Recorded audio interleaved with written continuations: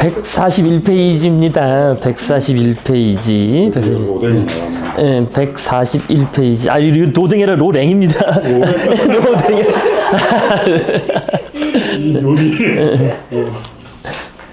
자, 그래서 오랜만에 오신 분도 계시고, 어쨌든 한번 정리를 좀, 이때 한번 하긴 해야 돼요. 원래 한번. 지난번에도 말씀을 드렸는데요. 이제 큰 틀에서, 지금 우리가 이제 바로크 시대 이제 거의 끝자락에 왔습니다. 그래서 바로크 시대 앞 시대는 르네상스 시대입니다. 그죠? 르네상스. 그러니까 바로크 앞 시대가 르네상스였고, 그죠? 미켈란젤로니 뭐니 해서 한 1400년에서 1600년, 한 200년 정도 르네상스였고, 르네상스가 이제 르네상스가 끝나게 된 사건들은 많이 말씀드렸죠. 가장 서구적으로는, 서구에서는 중요한 사건은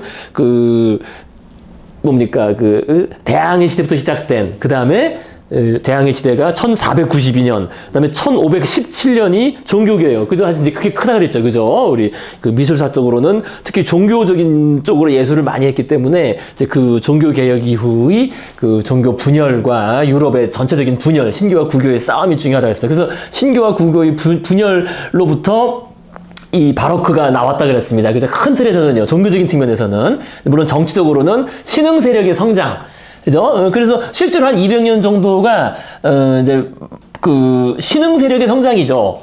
우리가 유럽사에서 말하자면은 왜 상업혁명이라고 하는, 그죠? 상업혁명. 그죠? 원거리 무역 등을 통해서 상업적인 측면의 혁명. 그래서 이때 다 중상주의 막 이런 게 나오는 겁니다. 그죠? 꼴베르니 이런 사람 다 나옵니다. 그런데 이제 그런 걸 바탕으로 해서 원초적인 축적을 한 다음에 이후에는 산업혁명이 되는 거죠. 산업혁명. 그죠? 요 시기부터. 그죠? 그래서 그때부터 또 예술이 또 크게 바뀌겠죠. 그죠? 그래서 지금 이 시기는 상업혁명의 시대이고, 어떻게 보면은 과도기적인, 그죠? 과도기적인 절대왕정 시기, 또 계몽주의 시기이면서 또 과학이 뉴턴을 대표로 하는 근대과학이 쫙 뻗어나가던 그런 발전 시기지만, 아직은 유럽 내에 사실은 머무는 거예요. 아직은. 근데 이제 이 이후부터는 사실상 이제 유럽사가 세계사가 돼버리는 거죠. 그죠? 이제 산업혁명. 그러니까 프랑스 혁명을 이중혁명이라고 그러는데요. 이중혁명이라는 게 정치적인 혁명하고, 이제 산업혁명. 그래서 딱 그 틀이 완성되고 이때부터 시작된 겁니다. 그죠? 우리가 맨날 얘기하는 게 산업화 세대와 민주화 세대 맨날 얘기하는 거 아니겠습니까? 그죠? 그래서 바로 두 축, 그죠? 근대화의 두 축이 이때부터 시작돼서 돌아가기 시작한 겁니다. 그죠? 민주화, 한편으로는 민주화, 정치적인 민주화, 또 한편으로는 경제적인 산업화와 전 세계 자본주의 체제가 성립하는, 그래서 바로 그 직전 단계의 과도기적인 단계로서 이제 바로크 시대가 있다는 겁니다. 자, 그래서요, 한 200여 년 정도 바로크 시대, 지금 이 시대를 얘기하고 있습니다.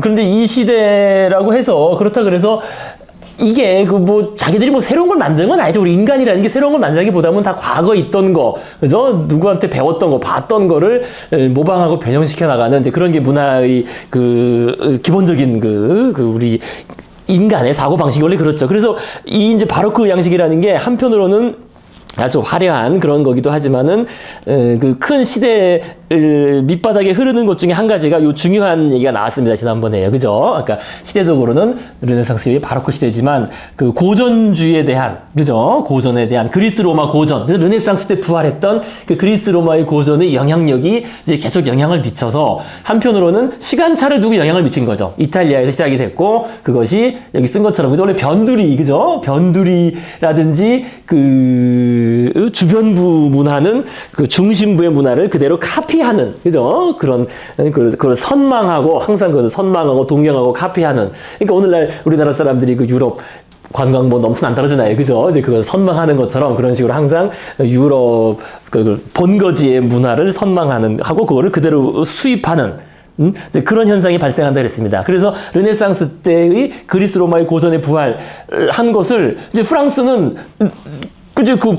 알프스 이북의, 그죠? 그런, 지역으로서 한편으로는 이제 변방인 거죠. 왜냐면 교황은 로마에 있는 것이고, 그러니까요. 그쪽이 한편으로는 종교적인 중심지였는데, 그래서 그쪽의 문화를, 예술을 받아들이면서, 그러니까 시간차를 두고 받아들이면서, 이때 시기를 바로크 시기 속에서의 프랑스 고전주의라고 이렇게 부른다고 말씀드렸습니다. 그래서 여기서 중요한 사건이 이제 프랑스 왕립회화 조각 아카데미, 그죠? 아카데미 전통이 이제 드디어 이제 생기기 시작하는 거죠. 그죠? 그 전까지 미술가들은 그냥 각자 자신의 그 공방이라고 해야 됩니까? 공방이나 도자한테 배우는 그런 식의 것밖에 없었는데 이제 뭔가 공식적인 큰 기관이 이제 생기게 된 겁니다.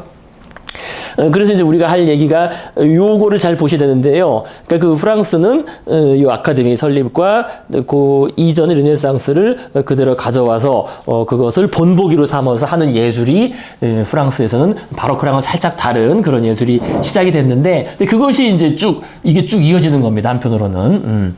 자, 그래서 요 프랑스 고전주의가 프랑스 혁명을 전후로 한 신고전주의로 이렇게 연결이 되고요. 이제 그 뒷시대로 이제 낭만주의, 그에 대한 반발로 낭만주의가 나오고 그렇게 됩니다. 자, 그래서 우리가 지난 시간에 한 얘기가 이거 아니겠습니까? 이제 그런 큰 틀에서 그 니콜라 푸생, 이 사람 같은 경우 우리 이제 지난번에 했었죠. 그죠? 이렇게 그리스의 이상적인 미와 질서 균형 조화를 추구한, 그죠? 그 초기 르네상스 전성기 그 특징을 그대로. 그래서 화면의 구도와 배치는 철저하게 아주 이성적으로, 그죠? 계산해서 대칭, 비례, 균형, 이런 거를 갖춘, 그래서 아주 깔끔하고 아주 뭐 삼각형 구도가 다 나오잖아요. 그죠? 전형적인 그런, 이런 그 그리스 로마적인 그 본보기를 준 그림들. 그래서 풍경화를 그려도 아주 다 계산된, 그죠? 이런 길도 다 계산된 거예요. 이렇게, 그죠? 가장, 우리가 조화롭다고 여겨지는 그런 배치와 구성으로, 그런 그림들입니다. 계산된 그림들. 아주 계산된 아주 깔끔한, 그죠? 뭐 군더더기 같은 게 없는 구름 같은 것도 다 윤곽선이 보이는 그런 깔끔한 그림이 되겠습니다. 자, 그래서요, 뭐 이런 것도 다 대칭적으로 되어 있고요. 이제 그런데 그 사이에 이제 나온 사람이 있어요. 근데 이게 사실 프랑스에 나오면 안 되는데 여기 나왔길래 제가 여기 없는 줄 알고 한번 언급을 드렸었는데요. 나온 김에 요 부분 얘기를 하고 다시 이제 요 얘기 이어가시겠습니다. 그래서 이제 141페이지 아래쪽에 그 푸생 그 위의 얘기는 지난번에 보긴 봤었는데요. 이따가 다시 한번 확인을 한번 리마인드 해보시겠고요. 일단 그 시기적으로는 이제 이런 사람이 나왔습니다. 그 로랭하고 또 왼쪽 그림이 있잖아요. 그 마리아 막달레나가 그 참여하고 있는 그런 그림을 그린 라투르. 이렇게 이제 두 명이 나왔는데 이제 이 두 사람 같은 경우 먼저 로랭을 보시겠습니다. 로랭. 그러니까 이상화된 자연이다.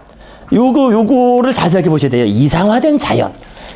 그래서 푸생 외에 프랑스 바로크 미술계에서 유명한 화가는 클로드 로랭이었다. 아까 로댕이 아닙니다. 로댕은 19세기 말이고요. 클로드 로랭이 있다. 그래서 푸생처럼 로랭도 이탈리아에서 활약했고 이탈리아 시골의 전원적인 풍경을 주로 그렸다. 이 둘의 차이점은 로랭은 고전 유물보다는 자연 그 자체와 새벽녘과 석양의 고유한 빛에서 영감을 받았다는 것. 이게 제일 중요한 얘기입니다. 이따 말씀드리겠지만. 그래서 그는 이른 아침과 저녁 무렵 이탈리아 시골의 낭만적인 폐허와 언덕들, 늘어진 나뭇가지들, 목동들 사이에 있기를 즐겼다. 그의 작품에는 보통 가지가 휘어져 반원을 그리고 있는 커다란 나무가 있어 중앙의 빛을 돋보이게 하며 빛나는 시공 풍경의 테두리를 만들고 있다. 로랭은 인물 묘사에는 관심이 없어서 다른 화가에게 대신 그리게 했다고 한다. 그의 그림 속 인물들은 자연의 거대함을 실감나게 하는 역할만 하고 싶다. 그래서 이렇게 뭐 간단히 설명이 되어 있는데 로랭. 그래서 로랭 그림은 뒤에 나와 있습니다. 뒷면에 보시면요. 142페이지에 뒷면에 그 가운데 있는 그림이죠. 그죠? 클로드 로랭. 그래서 아폴론에게 제물을 바치는 풍경. 그래서 그 고대 그리스적인 이제 그런 장면을 그린 거잖아요. 그래서 고대 그리스 사원 같은 것들이 나와 있고요. 하지만 본질은 풍경화라는 겁니다. 그래서 클로드 로랭은 위대한 과거를 연상시키는 장엄한 유적들이 있는 로마 주변의 평원과 언덕들을 주로 그렸다. 그는 사실적인 표현으로 자연의 숭고한 아름다움을 표현하는 데 있어 완벽한 기량을 보여준다. 그래서 제가 그러니까 이게 그 예술사에서 사실은 이게 지금 여기서는 프랑스 사람으로 분류했는데 그렇게 보시면 좀 사실 문제가 있다는 거예요. 이게. 그래서 저는 여기 뒤에 안 나올 줄 알고 예전에 이탈리아 얘기를 할 때 한 페이지로 간단히 말씀드린 적이 있습니다. 그래서 클로드 로랭, 이상화된 자연. 그래서 프랑스 화가로 분류되기도 하지만 그건 오늘날의 그 국경 기준을 가지고 얘기하는 거고 당시에는 독립 제국이었던 로렌 공국 출신으로 여러분 로렌이 어디겠습니까? 로렌. 우리가 많이 들어본 건데. 알사스 로렌이라고 할 때 나오는 거야. 알사스 로렌 지역. 알사스는 독일 쪽에 있는 지역이고, 독일 쪽에 가깝고, 로렌은 이제 그 이탈리아 쪽인 거죠. 프랑스 쪽인 거죠. 그래서 왜 알사스 로렌이라는 게 프랑스와 그 독일 사이의 국경 지역 아닙니까? 국경 지역이 약간 산악 지역으로 해가지고요. 그러니까 이게 원래 그 독립 공국이에요. 그 공작이 다스리는. 그러니까 조그만 제후국들 아닙니까? 그래서 한 인구 100만 정도의 아주 독립된 공국으로서 그 주변에서 이게 뭐 비유도 적절한지 모르지만 어쨌든 가야 비슷한 그죠? 우리 따지면은 신라와 백제 사이에 가야 비슷해서 꽤 오래 갔어요. 이게 망한 게 루이 14세가 쳐들어가서 망한 거지. 그 전까지는 계속 독립적인 지위를 유지하고 있던 자기네 언어도 있고요. 그래서 이걸 두고 이제 막 독일하고 프랑스하고 많이 싸우지 않습니까? 우리가 왜 어릴 때 뭐 그런 거 있잖아요. 그 마지막 수업인가 뭐 그런 옛날 그죠 옛날 세대는 기억나는데 새로운 세대분은 잘 모르시고 그 마지막 수업이라고 그죠 그죠? 왜, 독일에 점령당해서 프랑스 수업을 못한다. 근데 웃긴 거지. 왜냐면 프랑스가 아니라 원래 로렌어를 썼는데. 그러니까, 그죠?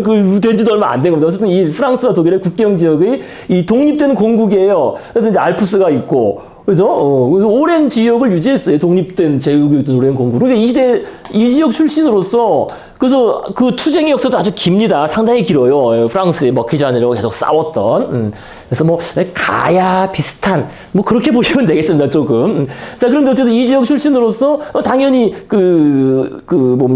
이 미술이나 이런 거는 이탈리아 반도에서 유행을 하니까 그쪽에 가서 로마에 가가지고 그냥 뭐 눌러 앉아서 그림을 그린. 그래서 여기 쓴 것처럼 19세기까지는 그냥 로마의 화가로 인식되었는데요. 19세기 이후에 민족주의가 퍼진 다음에 야 이것도 우리 프랑스 마치 동북공정처럼 중국에 사실 그래서 이제 프랑스 사람으로 이렇게 분류가 된 것뿐입니다. 뭐 그 당시에는 그렇지 않았다는 거예요. 자, 그런데 어쨌든 이 사람이 대단한 게 그때도 제가 없는 줄 알고 따로 언급드릴 정도로 대단한 게 이 픽처레스크라는 말이 사실 이때부터 나오게 된 겁니다. 그러니까 이 말을 잘 생각해 보세요.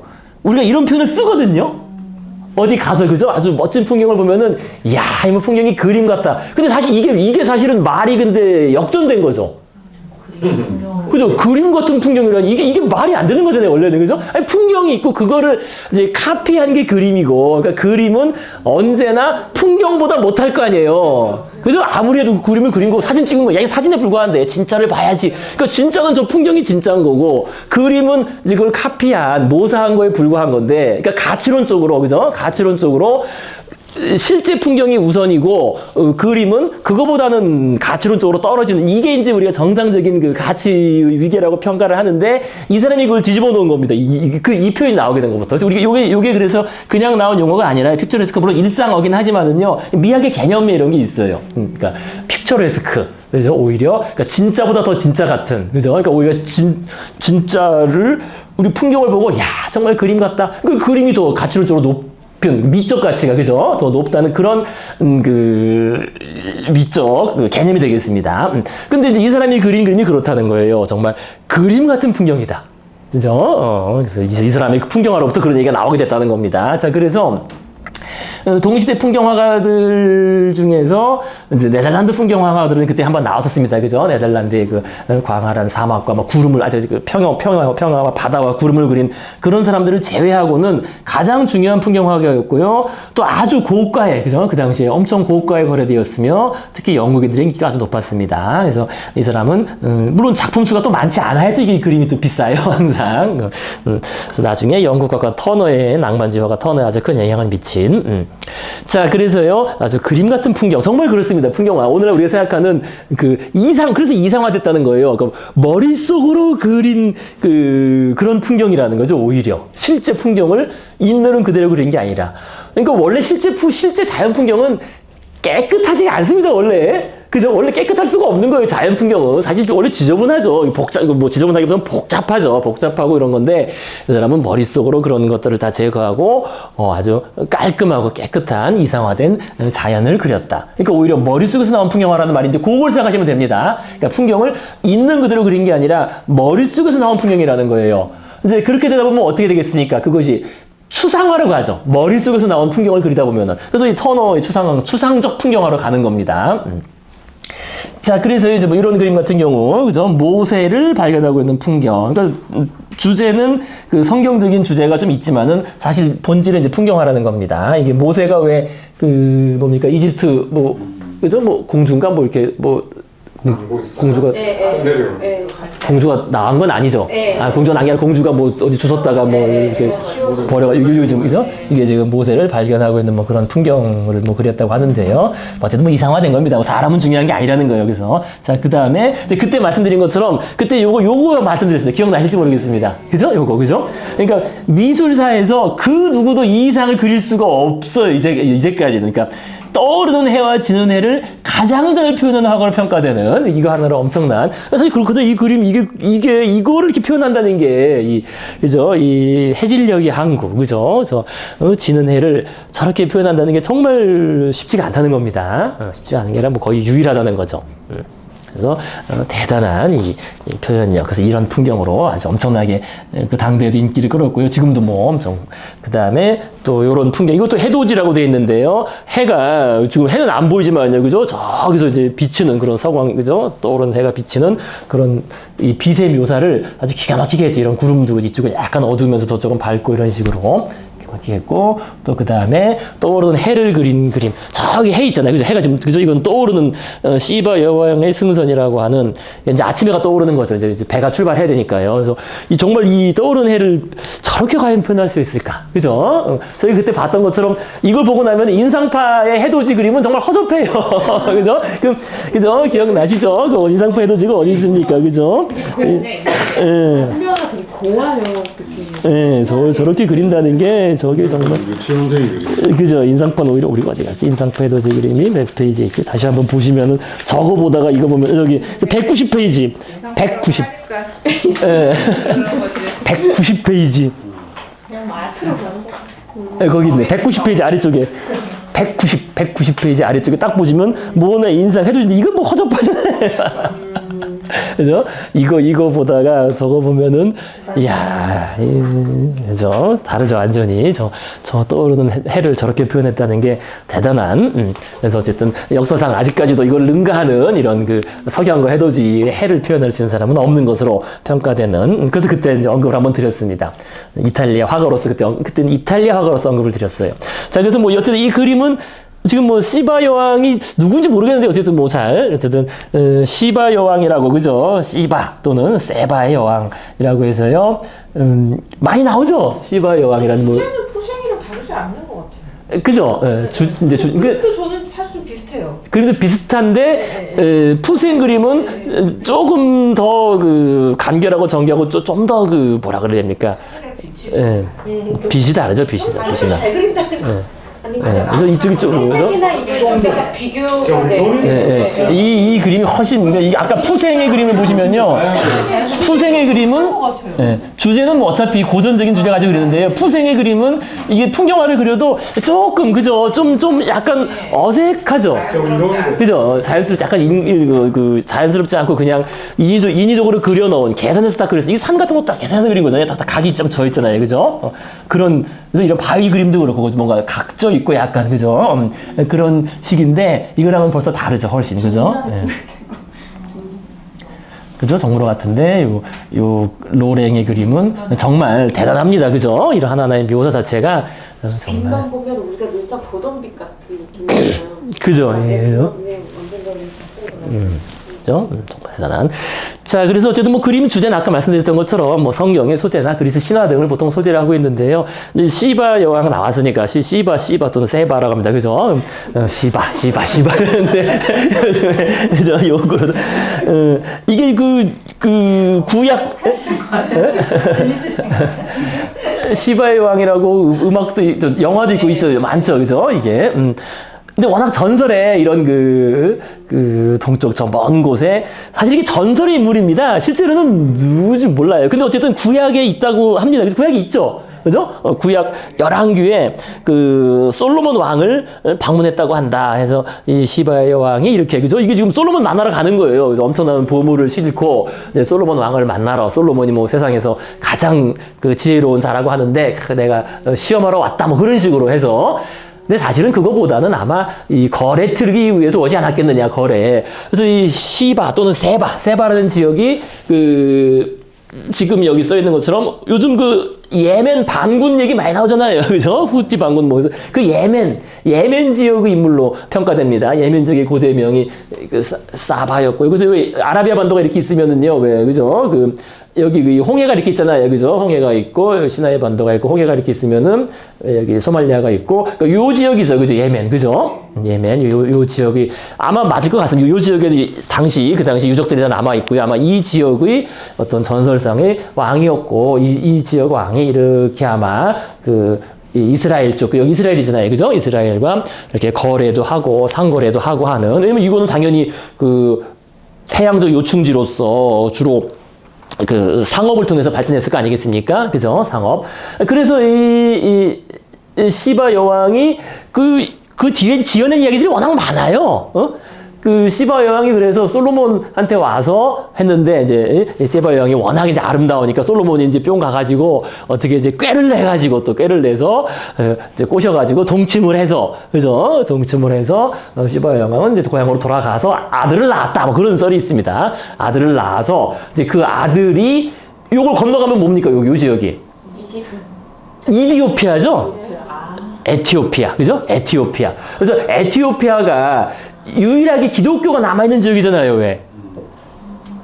그죠? 에티오피아는 고대 기독교가 남아있는 그 지역입니다. 다른 쪽은 다 이슬람화 됐는데, 에티오피아의 고원 지역은 기독교가 계속 남아있다는 거예요. 그래서 에티오피아 사람들은 이 세바 여왕과 세바 여왕의 아들 이름이 있더라고요. 그거를 시조로 모셔요.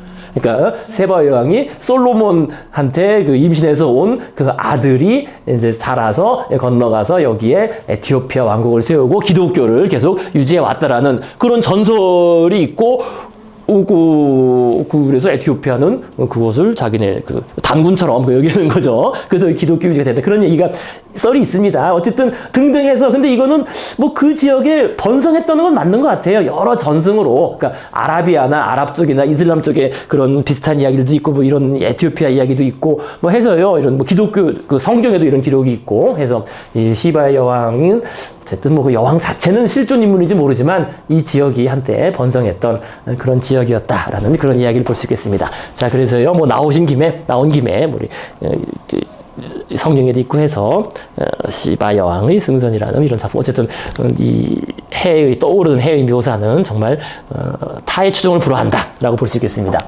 자, 그 다음에요. 그래서 클로드 로랭. 자, 그 다음에 이제 거기 나와 있는 조르주 라투르, 이 그림에, 그죠? 이 그림 있잖아요. 그죠? 그 그림, 141페이지는 그림. 엄청 다르네. 네. 이거는 다른 그림입니다. 다른 그림입니다. 네, 다른 그림입니다. 먼저 요거 한번 간단히 읽어보시겠습니다. 라투르. 회개하는 막달레나. 그래서 17세기 프랑스 바로크화가 좀 중요한, 그러니까 이것도 지금 프랑스라고 자기들이 갖다 붙인 거예요. 이 사람도 마찬가지로 저기 써있죠. 클로드 로렌과 같은 로렌 공국 출신입니다. 로렌. 그러니까 그 당시에는 프랑스가 아니었던 거죠. 그죠? 프랑스 사람이 아니었던 겁니다. 사실은. 로렌, 아까 말한 알사스 로렌 지역의 그 지역 사람입니다. 그래서 도르라투르이다. 그래서 그는, 이 사람은 이게 좀 바로크예요. 그러니까 카라바조 영향을 받았어요. 카라바조 영향을 받아 촛불이 있는 야경을 전문적으로 그렸다. 이 그림은 회개하는 막달레나를 그린 것인데 완전히 어두운 배경 속에서 그녀의 얼굴은 밝은 촛불빛을 받아 빛나고 있다. 라투르는 빛이 굴절없이 자연스럽게 반사되도록 모든 사물들을 기하학적으로 추정하고 있다. 원형으로 퍼진 빛은 본인들에게 내부의 정적인 분위기와 함께 친밀감을 주고 있다. 한 비평가는 라투르의 작품을 가리켜 촛불 하나가 밤의 거대함을 정복했다고 말한 바 있다. 그래서 19세기에 다시 재발견된, 그러니까 물론 프랑스 사람들이 재발견해서요. 자, 그래서 조르 라투르, 클로드 로렌과 같은 아까 말씀드린 그 로렌 공국, 그죠? 독립된 공국 출신의 바로크화가였고 잊혔다가 19세기에 재발견되는데요. 이 카라바조의 명암법, 그죠? 키아로스크로라는 이 명암법과 그 테마, 민중적 풍속의 영향을 많이 받았습니다. 당연히 이탈리아 가서 보면은 카라바조가 이 당시에 1600년 당시에 카라바조가 유행을 했으니까요. 당연히 그 영향을 받았겠죠. 그래서 그 카라바조의 그림은 뭐 다들 안 봐도 아시죠? 그죠? 아주 그 명암이 대조되고 또 아주 그 민중적인, 그죠? 좀 그 성자 이런 걸 그린 게 아니라 아주 민중들의 삶을 그린 그런 거를. 그래서 이 그린 여성도 민중이라고 할 수 있는, 그죠? 이게 이 마리아 막달레나는 사실 그렇잖아요. 그죠? 성녀나 이런 사람이 아니라 그냥 민중에 그죠? 몸을 파는 그런 여인이었는데, 그죠? 아주 천한 여러 여인이었는데 그걸 이제 중심으로 그린 거죠. 그래서 이 화가들이 오늘날 이제 저희가 볼 때는 뭐 이제 그 어떤 그림이 떠오르지만 사실 동일한 주제를 반복해서 그려요. 아니 음악가도 그랬어요. 음악가들도 동일한 주제를 반복해서 자꾸 사용하는 경우가 많죠. 그죠? 어떤 좀 모차르트 그리고 베토벤도 그렇고 그런 식으로 마찬가지로 화가들도 이 같은 그림을 동일한 그림을 여러 번 그립니다. 그래서 참여하는 막달레네 주제를 조금씩 다르게 반복해서 여러 번 그리는데 이거 다르죠, 그죠? 전혀 다른. 그죠? 여기 뭐 이런 거 이런 그죠? 예. 비슷한 시기에. 자, 그래서 전혀 다른 것 같지는 않고요. 그러니까 똑같은 이런 다리 이런 게 여기 딱 눈을 좀 떴죠, 그죠? 거기 그리면 눈이 잘 안 더 보이죠. 돌아갔고 쟤는 저 거의 네. 이런 떴어요. 자, 그다음에 이 해골이 뭔 그림인지 아시죠? 해골. 예. 해골이 메멘토. 그래서 그 메멘토 모리라 해서 그 당시에, 그죠? 이 1600여 년 그 당시에 우리 네덜란드에서 그런 게 유행하는 거 봤습니다. 그죠? 해골 놓고 했던 그런 정물화 바니타스화라는, 그죠? 헛되도다 그래서 그 유명한 그 인생의 덧없음과 헛됨, 그죠? 그런 거를. 근데 그게 그때도 지난 시간에도 말씀드렸지만은요. 그러니까 오늘날하고 정말 다를 수밖에 없는 것 같아요. 자신의 삶이 언제 끝날지 모른다는 게. 오늘날에는 태어나면은 별일 없는 한 7, 80 산다는 게 웬만하면 죽지 않는다. 그죠? 자신이 뭐 뻘짓거리라는 게 안정적인 삶의 영속성을 나름 생각할 수 있는 그런 시대에서는 죽음을 생각하지 안 하잖아요. 근데 이 시대는 정말 죽음을, 그러니까 아무리 그 공주로 태어나건 왕자로 태어나건, 그죠? 하층민으로 태어나건 언제 죽을지 모르는 거예요. 제가 봤지만 그 아름다운 마가타 공주도 뭐 20살 돼서 뭐 황제한테 시집가면 뭐합니까? 바로 뭐 젊은 날에 이유 없이 그냥 병 걸려 죽어버리고, 또 흑사병 계속 돌고 한 번 돌면 몇만 명씩 죽어나가고. 그러니까 정말 이 죽음이, 또 애도 태어나면은, 그러니까 그것도 있어요. 사실 애가 태어나면은 이 애가 계속 살지 안 살지 모르는 거 아니에요. 절반 이상 하다 죽는 거니까. 그죠? 그러니까 그 죽음이 정말 가까이 있던 그런 시대니까 더더군다나 종교적이 될 수밖에 없는 것 같아요. 그 시대는. 그죠? 근데 지금 시대는 잘 죽지 않으니까, 태어나면 웬만하면은 살 만큼 사니까 종교 이런 거 뭐 죽기 전에는 모르는 거죠. 그죠? 죽음이 다가와서 이제 그런 생각을 하고요. 맞아, 그것도 맞습니다, 사실. 그죠? 그래서 살아있으면 영원히 살 것처럼 생각을 하는데, 이때는 아마 영원히 산다는 생각을 못 할 거예요. 왜냐면 주변에 바로 죽어나가니까. 그죠? 젊은 날에 뭐 이유 없이 뭐, 간단한 감염으로도, 세균 감염으로도 죽을 수 있는 거잖아요. 그죠? 그래서 이제 이렇게, 그죠? 이 당시 그런 해골을 놓고 이렇게 참회하는, 그죠? 초를 놓고 참회하는 그런 그림을 그렸고요. 그래서 이 똑같은 게 아닙니다. 그죠? 이 눈이 여기 좀 더 살아있고요. 그러니까 어쨌든 근데 눈동자 표현도 대단해요. 잘 보시면요. 그죠? 지금 여기 있는 요거, 그죠? 초에 비친 요 눈동자 표현. 야, 저걸 저렇게 할 수 있을까? 정말 쉽지 않습니다. 또 마찬가지로 또 비슷한 그림 또 이렇게 많이 그렸습니다. 이런 식으로. 그래서, 좀 다르죠. 그죠? 다른 식으로. 그래서 이렇게, 해골은 나와 있는데, 이렇게 참여하는 막달레아. 여기 눈동자 표현 정말 쉽지 않다는 겁니다. 원래 눈동자가 항상. 그죠? 또 이렇게 초가 또 거울에 비치고, 그죠? 비치는 그런 모습의 그림들을 많이 그렸다. 자, 그 다음에 이 라투르의 그림 중에서 기독교에서 많이 유명한 그림은 이 그림입니다. 교회에서 많이 유명한 그림은, 자주 나오곤 하는 그림은 이 그림이 이제 나와요. 왜 나오냐면은 요것 때문에 그래요. 그러니까 예수를 그린 그림은 많죠. 예수를 그린 그림 많은데 보통 십자가 뭐 이런 거 많은데, 어린 시절에 예수를 그린 그림은 정말 드물어요. 그죠? 물론 그림일 뿐이지만 어린 시절. 왜냐면 예수가 몇 살 때부터 활동을 해서 30살 다 돼서 나오죠. 그죠? 그 전에는 이제 없잖아요. 그죠? 그런 게 뭐 기록도 없고. 근데 그러니까 그림도 그린 게 없는 거예요. 사람들이. 근데 어쨌든 이 라투르는 이 어린 시절의 예수, 자기 아버지가 목수 아니에요. 그죠? 목수 요셉. 그죠? 자기 그 인간세계 아버지가 목수니까 목수가 이렇게 작업하는 그림 자는데 와서 애가 와서 이렇게 촛불로 그 야간 작업하는 아버지를 도와주는 이제 그런, 그래서 그림에 촛불이 굉장히 많이 등장하네요. 그죠? 그래서 이제 명상, 그죠? 명상의 화가다는. 촛불은 그죠? 생명은, 예, 그렇죠. 그죠? 그렇게 볼 수 있죠. 생명의 현실이니까. 이건 언제든지 꺼질 수 있는 거 아니에요, 초라는 게. 아까 그러니까 마리아 막달레나도, 그죠? 이 해골을 놓고 초를 놓다는 게, 그죠? 그런. 어떤 건 초가 있는 거죠. 좀긴 그림이 있고, 요거 굉장히 짧은 것도 있고, 그죠? 그렇죠. 좀 길게 올라타는 것도 있고. 근데 맞습니다. 전기가 없었으니까 저런 명암 그렇죠. 예, 해가 아니면은 촛불이잖아요. 그렇죠. 예, 예. 저거밖에 없지 않아요. 예, 그렇기도 한데 어쨌든 또 그런 면에서 초라는 게 또 생명하고도 연관되죠. 그 당시 사람들 그런 건 당연히 알았겠죠. 이런 거 있었잖아요.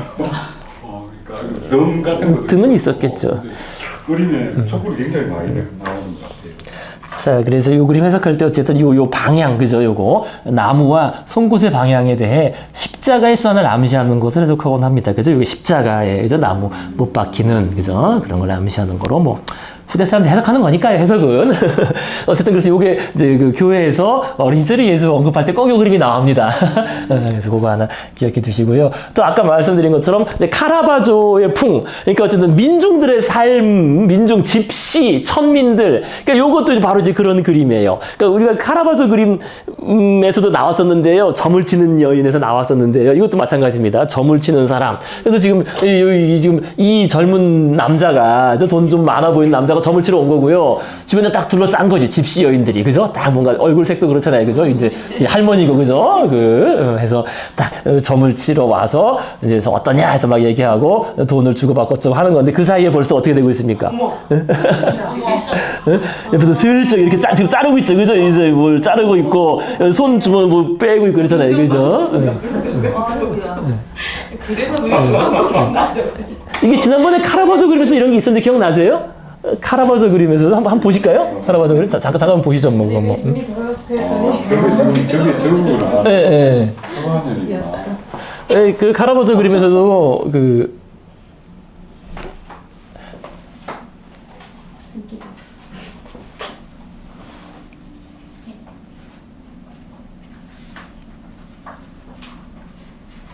사람은 114에 많이 나오는 여기 그 그림이 여기 아니고요.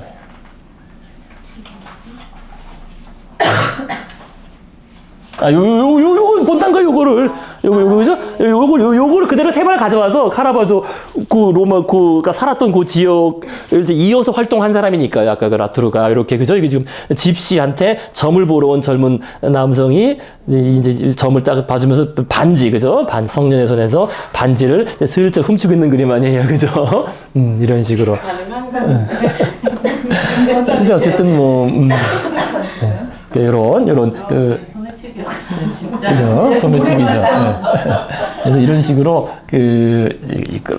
라투르도 이제 그 그림을 좀 전에 보셨던 것처럼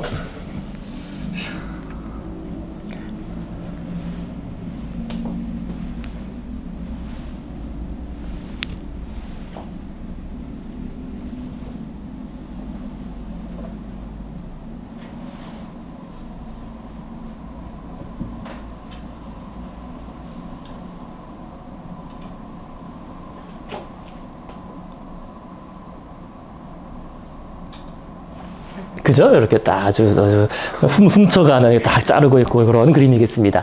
자, 그래서 지금 이렇게 잠깐 그 로렌 지방 출신의 화가 2명을 봤고요. 이제 다시 이제 저희는 이제 프랑스 미술 이제 본류로 물론 이것도 이제 중요한 이제 그림들인데요. 돌아가서 다시 보시겠습니다. 이제 프랑스 바로크에서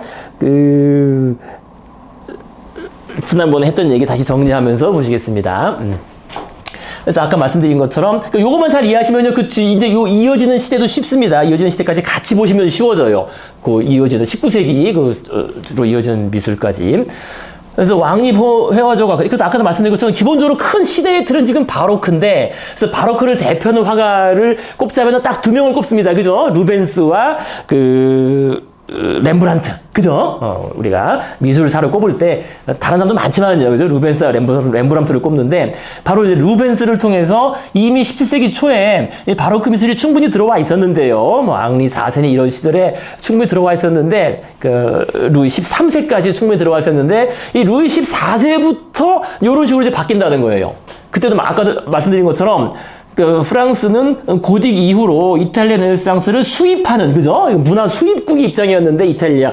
그래서 많은 프랑스 출신 미술가 지망생들이 이탈리아로 유학을 떠난 거죠. 그죠? 뭐 똑같습니다. 뭐 우리나라도 다 미국 유학 가고 유럽 유학 가서 갔다 온 사람들이 대학 교수하고 그 밑에서 배우는 거, 뭐 그거 배우는 거지 뭐, 그죠? 다 그런 식 얘기입니다. 이것도 마찬가지로. 그래서 그 이탈리아 유학을 갔다가 다시 돌아온 사람들이 이제 프랑스 미술에 활동하면서 그 시기는 시대적으로 한 번 늦은 거죠. 그래서 이미 바로크가 시작됐지만 프랑스는 다시 고전주의로 뭐 좀 돌아간 거예요. 근데 그것을 이제 공식적인 미술 교범으로 채택을 하는데 이게 아카데미와 연관돼서, 근데 더 중요한 거는 루이 14세의 그 정치하고 연관되는 게 더 중요한 얘기가 되겠습니다. 그러니까 정치적인 후원이 있으니까 그것이 지배적인 게 되겠죠.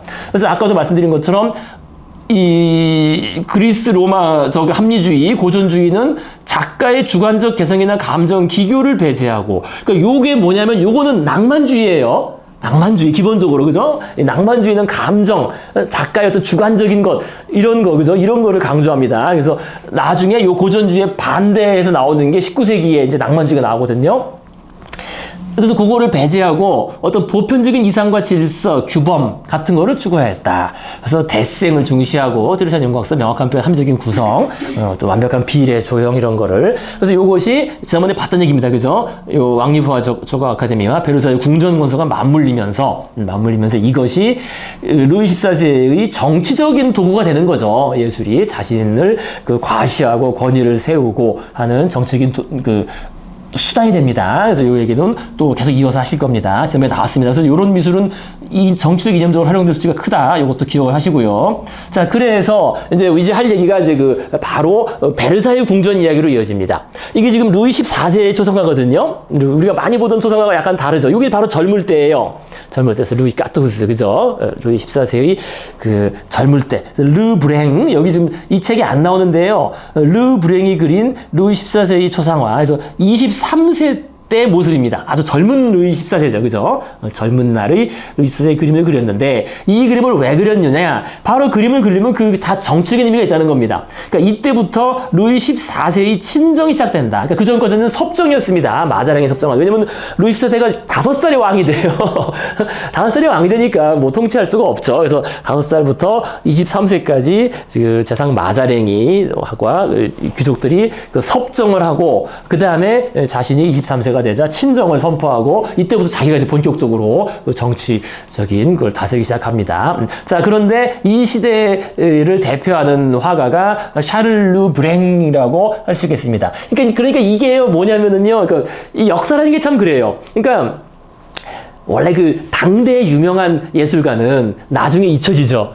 우리가 왜 모차르트 시대에 살리에리 뭐 이런 사람 얘기하는 것처럼, 살리에리 이런 사람이 모차르트 시대에 엄청 최고로 유명했는데 나중엔 다 잊혀져가지고 뭐 모차르트가 오히려 되고 그런 사람이 잊혀지고. 그러니까 이것도 사실 그런 겁니다. 그런 게 많아요. 이것도 그런 사례인데요. 그러니까 당대에는 여기 쓴 것처럼 루이 14세는 이 르 브랭이라는 화가를 역사상 가장 위대한 미술가라고 이렇게 선언을, 왕이, 황제, 그죠? 루이 14세가 선언했으니까 그 당시에 엄청났겠죠. 그죠?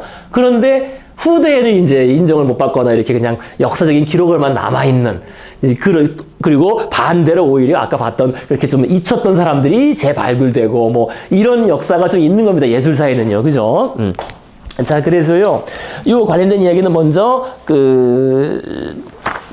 142페이지에 142페이지 아래쪽에 베르사유 호화찬란한 궁전, 요거 얼마 안 되니까 요 간단히 보시고요. 요거 보시고 보시면 쉽겠습니다. 그래서 베르사유 호화찬란한 궁전. 그래서 바로크 미술의 호화찬란함의 극치는 평범한 사냥터에서 현재 세계에서 가장 큰 궁전터가 된 베르사유 궁전에서 맛볼 수 있다. 이것은 한 사람의 야망에서 비롯된 것이었다. 짐이 곧 국가다라고 말하며 절대 왕정을 수립한 태양왕 루이 14세가 호화로움을 넘어 장대함에 이르는 건축물을 짓고자 건립했다. 루이 14세는 방문객들에게 프랑스와 자신의 영광을 과시하고 2,000명의 귀족과 18,000명이 넘는 근위대 병사들과 시종들이 거주할 수 있는 화려하고 사치스러운 총체적 환경이 필요했던 것이다.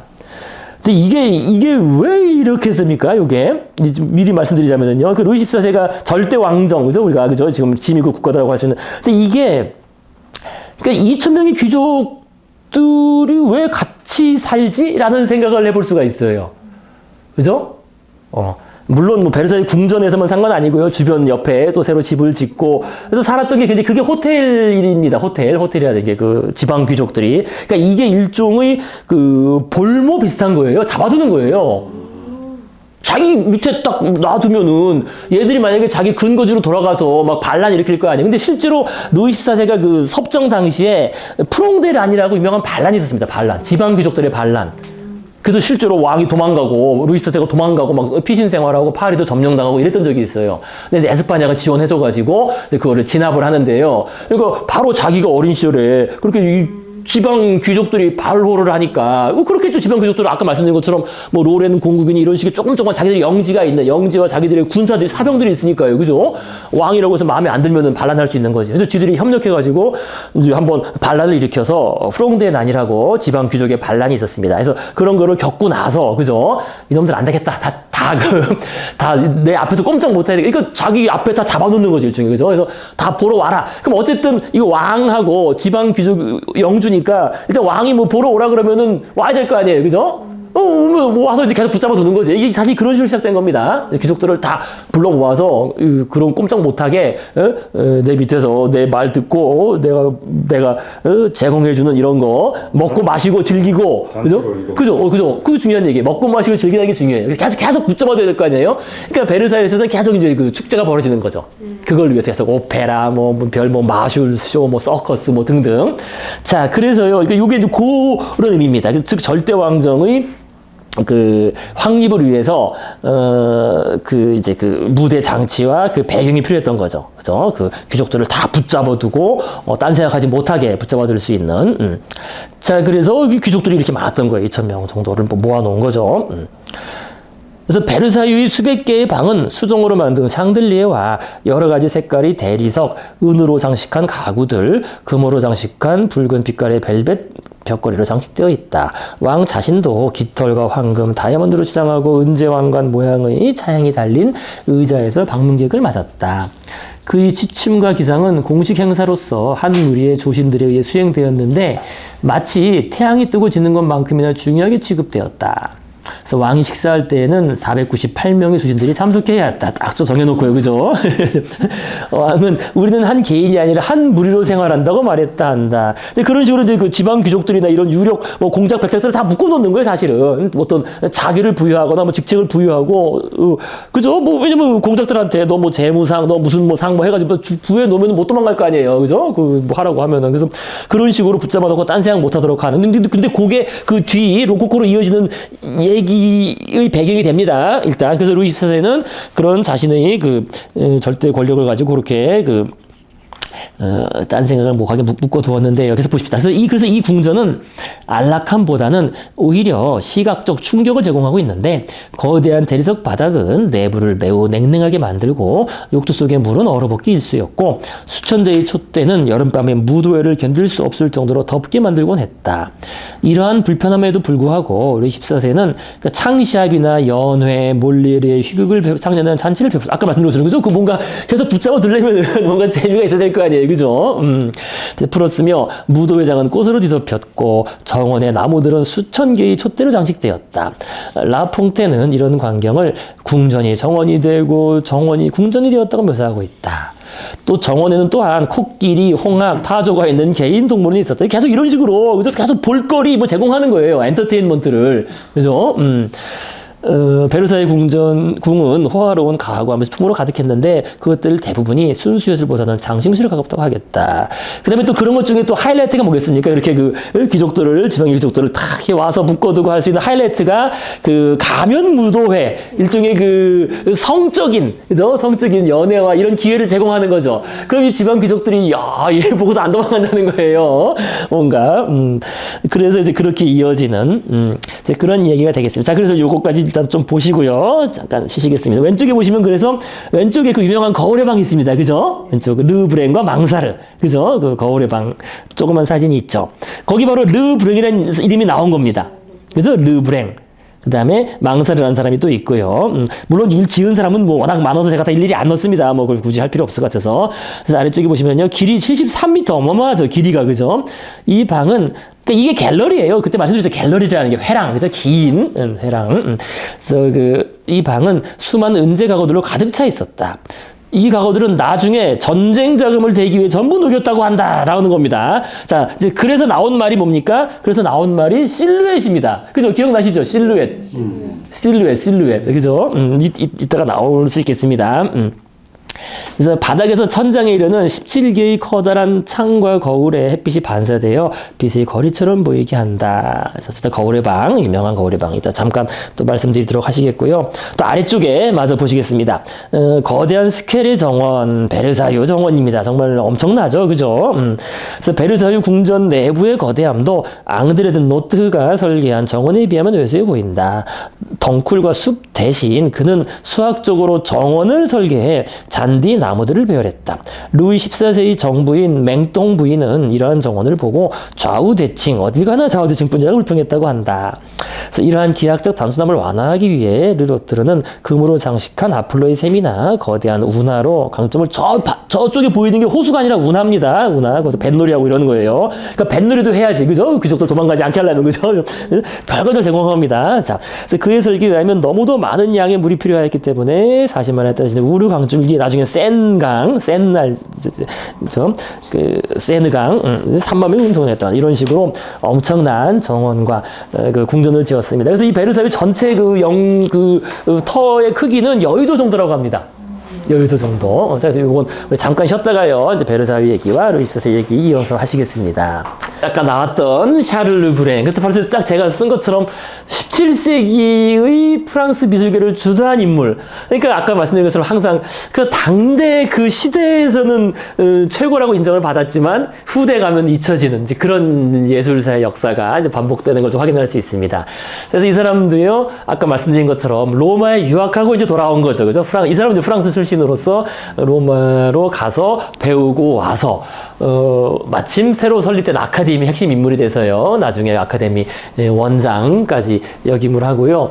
그래서 이어 제일 중요한 게 이겁니다. 베르사유 궁전의 공사의 총감독입니다. 물론 뭐 거기에 이것저것 참여한 주요한 인물들은 많지만은요. 어쨌든 그 격으로는 가장 전체를 관할하는 그런 사람이 됐습니다. 그래서 주로 내부 장식에 주로 직접 관여했고요. 직접 장식화를 그리기도 하였습니다. 되게 돈되는 부분입니다. 그렇죠. 그래서 기본적으로 이 사람 아까 말씀드린 것처럼 그 이탈리아 르네상스를 보고 배워왔기 때문에 그리스 로마 고전에 충실한 고전주의자였고요. 그래서 루이 14세로부터 인정을 받고 한 그런 사람입니다. 자, 그래서 이 사람 감독하에 이제 프랑스 미술의 어떤 한 틀이 마련되는데요. 지난번에 이제 봤던 얘기는 아니고 어쨌든 그 얘기입니다. 그래서 르브랭은 이 사람은 이탈리아 유학을 하면서 라파엘로라든지 뭐 볼로네파, 푸생, 고대 그리스 로마 미술 뭐 이런 건 뭐 나중에 보시고요. 어쨌든 이 고대 그리스 로마의 고전, 그죠? 고전주의 그 영향을 그대로 받고 그걸 그대로 가지고 들어온 겁니다. 그런데 마침 이제 돌아왔을 때, 그죠? 1646년에 돌아왔을 때 48년에 루이 14세의 재상 마자랭이 설립한 왕립회화조각 아카데미의 교수진이 됩니다. 교수진이 되고요. 그 다음에 이 아카데미는 이후 1663년 재상 꼴베르, 그죠? 유명하죠? 꼴베르에서 재편성되는데 이제 왜 이제 다시 그걸 재편성했느냐? 이때부터 루이 14세의 베르사유 궁전 건설 작업이 본격화되었다는 겁니다. 루이 14세가 이제 친정을 선포하고 그러면 어떻게 하면 내가 그저 이 권력을 유지하고 이 지방 세력들을 다 장악할 거냐 해서 그걸 이렇게 이제 만든 겁니다. 만들기 위해서 베르사유 궁전 건설에 들어가고요. 그거 어떻게 돼요? 건설에 들어가면은 당연히 많은 전문 인력들, 그죠? 필요하겠죠. 그죠? 거기 작업할 사람들. 그래서 그걸 길러내는 양성소입니다. 사실은 이 아카데미라는 게요. 기본적으로. 그렇게 이해하시면 됩니다. 그러면서 나중에는 이제 왕립 건축 아카데미. 이건 지금 그 회화와 조각이잖아요. 회화 조각 아카데미고. 근데 건축도 필요하겠죠. 그죠? 바로 필요에 따라서 1671년에는 왕립 건축 아카데미를 설치하고 해서 그때 이제 70년대부터 엄청난 그 공사가 진행됩니다.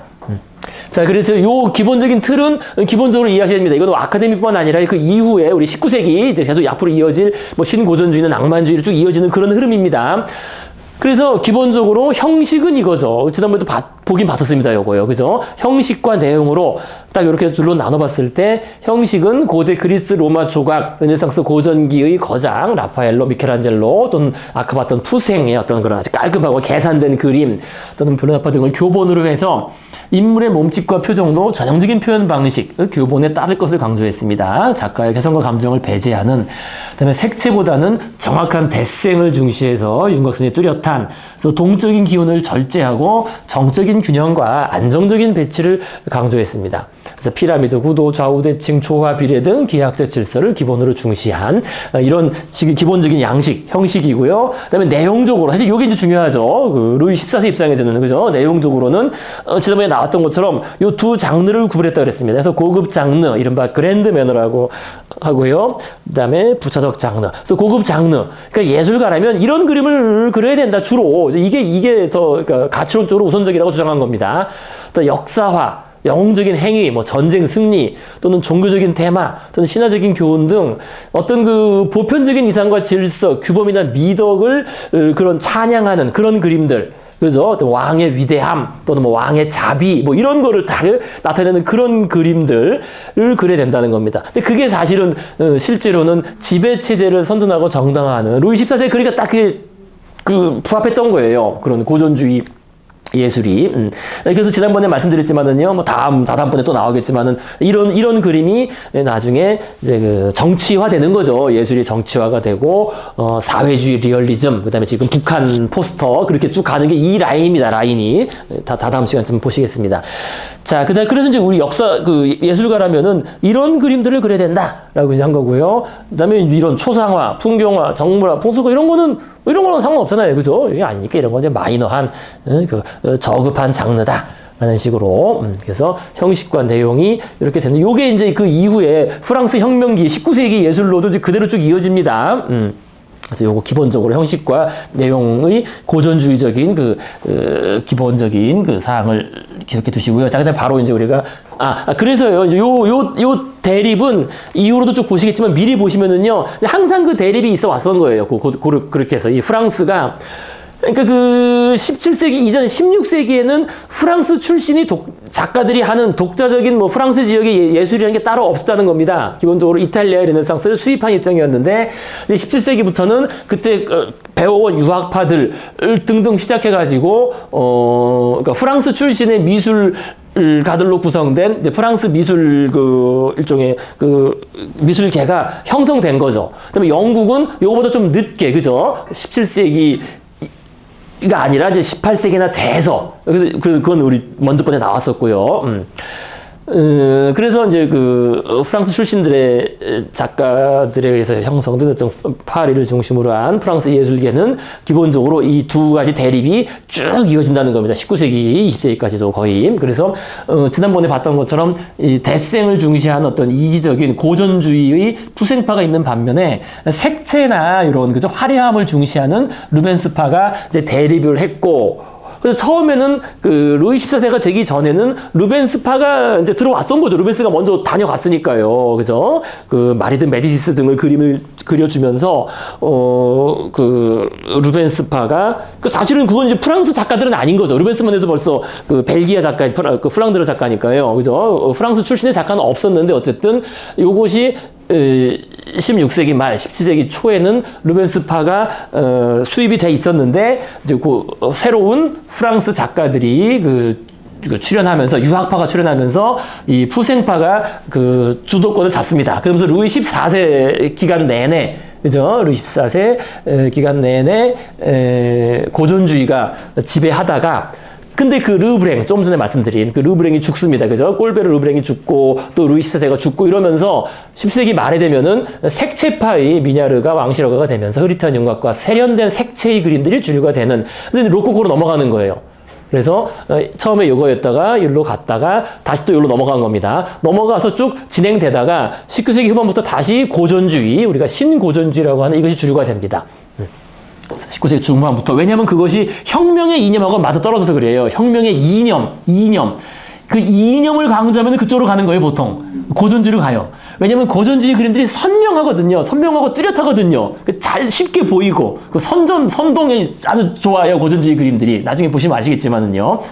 자, 그래서 다시 그 혁명의 시기로 넘어가면서 계몽주의 이념을 내세우고 혁명의 이념을 내세우고 그다음에 나폴레옹이 내세운 그 자유평등 박애와 유럽의 보편주의적인 그런 민족주의와 연관해서 이 신고전주의가 지배를 하다가 이거에 대항해서 나온 게 또 낭만주의자들입니다. 그래서 낭만주의자들은 당연히 색채를 중시하겠죠. 그죠? 이 고전주의자들은 대생을 중시하고 낭만주의자들은 색채를 중시합니다. 그래서 이렇게 또 대립이 있었어요. 그러다가 신고전주의가 이제 끝나고 낭만주의가 유행하다가 하지만 그럼에도 불구하고 이 아카데미는 계속 살아남았거든요. 물론 이름은 바뀌지만은요. 이름은 그 아카데미 대 보자라고 해서 이름은 바뀌지만은 계속 이 이른바 그 제도권 미술이 계속 살아남아 있던 겁니다. 그래서 아카데미 전통, 살론 등을 통해서 이 미술이 계속 살아남았었는데 이제 이거를 전체적으로 부정하는 사람들이 인상파가 나온 거예요. 19세기 중후반에 관해서 인상파는 색채를 중시하죠. 딱 그죠? 인상파는.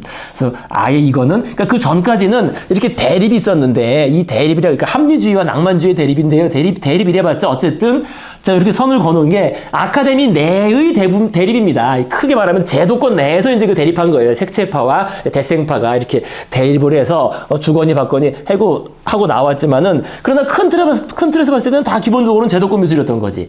그런데 이제 그 제도권 자체를 그죠? 거부하는 인상파가 제도권 밖에서 자기들끼리 막 그 전시회를 하면서 이제 그게 히트 쳐가지고 이제 아카데미 전통을 넘어서서 새로운 오늘날의 미술로 쭉 이어지게 된 겁니다. 그래서 이런 그 프랑스 미술의 대립은 물론 전 세계의 다른 데도 다 영향을 주고 이 대립 구도가 영국이나 미국이나 다르게 넘어갑니다. 비슷하게요.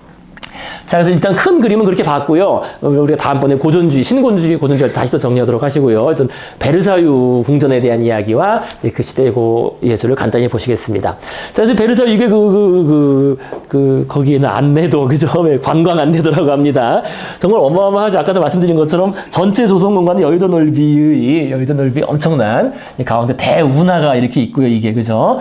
이 궁문 요만큼이에요. 건물은 이렇게, 그죠? 이렇게 된 건물이고 또 이 외에도 옆에도 부속 건물들이 많습니다. 아까도 말씀드린 것처럼 그 지방 귀족들이 올라와서 살아야 될 거 아니에요. 살아야 되니까 저기다가 자신들의 호텔을 짓는 거죠. 호텔. 그걸 호텔이라고 불렀습니다. 호텔. 자신들이 거주한 호텔을 짓고 살고 왕이 하면은 다 거기 참석해서 이제 했던 그런 겁니다. 자, 그래서요, 파리 남서쪽 19km에 있으며 루이 13세 때는 사냥을 위한 별장이 지었으나 루이 14세가 섭정을 끝내고 친정을 시작한 1661년부터 새로운 공사가 시작되었다. 그러니까 루이 14세가 자신이 이제 친정을 하는데 이 권력과 권위를 유지하고자, 그죠? 또 지방 그 귀족들의 그죠? 반발이나 요거 세력을 억누르기 위해서 이런 걸 설계를 한 거죠. 일종의 거대한 무대 장치를 설계하기 시작한 겁니다.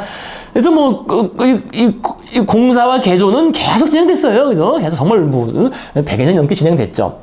그래서 1682년에 루이 14세가 루브르 궁에서 완전히 옮겨온 게 1862년입니다. 그래서 루이 15세 섭정 기간을 제외하고 루이 14, 15, 16세 때까지 여기 살았고 1789년에 이제 혁명이 일어나잖아요. 프랑스 혁명. 그죠? 요거 외우기 쉽다 그랬죠. 그죠? 1789. 이 정도 외우셔야 됩니다. 1789. 요때 혁명이 일어나자 이제 왕실이 파리로 잡혀가고 사실상 그죠? 여기서 그다음에 이거는 이 거대한 땅은 사실상 방치된 어떻게 할 수가 없잖아요. 방치된 상태가 됩니다. 이후에 간간히 무슨 회의장이나 이런 걸 쓰긴 했지만은요, 사실상 여기에 어떤 왕실이 거주하지는 않습니다. 그래서 루이 14, 15, 16 이렇게 보시면 됩니다. 루이 14, 15, 16 프랑스 혁명 전까지 베르사유 궁전이 사용되었다. 그래도 120년 거의 110년. 그죠? 예, 엄청나죠. 자, 그래서 어쨌든 이게 1268년 한참 공사가 이제 막 시작되던 이게 좀 아직 작죠, 그죠? 옆에 없잖아요. 이런 게 없는데, 그죠? 베르사유 털을 닫고 하던 그런 시절의 베르사유 그림이고요. 요때 1682년 루이 14세가 왕실을 완전히 옮겨온 다음에 벌써 좀 커졌죠. 한쪽은 아직 안 지었는데 이쪽에 짓고 이런 식으로 정원과 운하 같은 것이 조성되고 사람들이 그래서 달라날라 거리는 그 당시의 이제 제대로 그 왕실이 옮겨온 그때의 그런 풍경입니다. 예? 성기는 누가 했죠? 뭐요? 베르사유 저큰 누룩병과 루브랭 전체를 전체를 뭐 따로 설계한 건 아닙니다. 전체에 대한, 그러니까 이게 전체 설계 처음부터 있었던 건 처음부터 있었던 건 아니고요. 어쨌든 이 운하는 있었죠. 이게 있고, 여기 운하를 내야 되겠다라는 거는, 그거는 따로 한 게 아니라 이제 왕이 이렇게 얘기하면 그걸 이제 맞춰서 지은 거겠죠. 거기 말씀드린 대로 아까 노뜨르라는 그런 사람도 있고요. 어쨌든 정말 많은 사람들이 참여했습니다. 각자 맡은 영역에서요.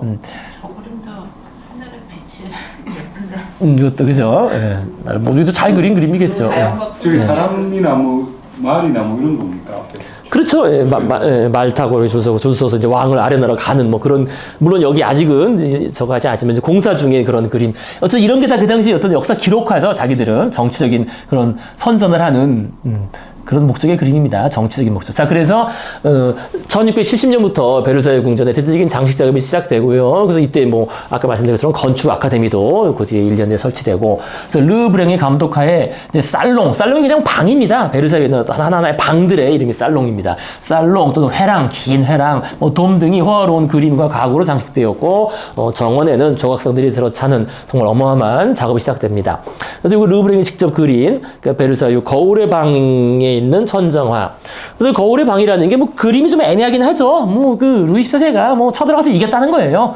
루이 14세는 6일 만에 다 그냥 간트와 겐트. 이게 이제 네덜란드를 쳐들어간 거거든요. 네덜란드가 돈 많이 번다 그러니까 네덜란드를 쳐들어가서 사실 그때부터 해서 네덜란드의 골든 에이지가 끝나는 겁니다. 네덜란드 그 직전까지가 황금 시대였는데 네덜란드가 막 번성하던, 우리가 렘브란트 그림이나 이런 거 봐서 알잖아요. 그죠? 그때 엄청나게 네덜란드가 융성했는데 그때 프랑스한테 한 방 얻어맞아서 완전히 무너지고, 또 영국이 해상에서 지배권을 차지하고 해서 네덜란드가 그때부터 이제 쇠락하는, 물론 전체적으로 봤을 때요. 그런 이제 루이 14세가 이제 결국 쳐들어가서 그렇다는 겁니다. 그래서 이런 식으로 루이 14세는 주변 조그만 것들만 정복을 막 했어요. 아까 말씀드린 로렌 그 지역도 루이 14세가 쳐들어가서 정복을 하고, 그 다음에 네덜란드도 정복을 하고, 이런 식으로 전쟁을 엄청 많이 했습니다. 그러니까 주변에 조그만 것들을 꼴을 못 보는 거죠. 다 자기 치하에 다 두고 싶었다는 겁니다. 그래서 이 천정에 다 여기 쓴 것처럼 천장화는 르브랭이 루이 14세의 생애 업적을 그렸다. 그래서 딱 들어와서 쫙 이렇게 보면은요, 야, 내가 이렇게 이기고 다 전쟁에서 이기고 자비를 베풀고 이런 그림들이 쫙 나오는 겁니다. 그래서 이 거울의 방. 그래서 이 거울이, 요게 거울이잖아요. 그러니까 이쪽에 이제 창이 있고, 그러니까 저쪽으로 이제 대운하가 보이는 거예요. 앞쪽으로 트여 있고. 그러니까 이게 거울의 방이 여기 있습니다. 이제 이걸 봐야 되겠까? 여기 뒤에 있나?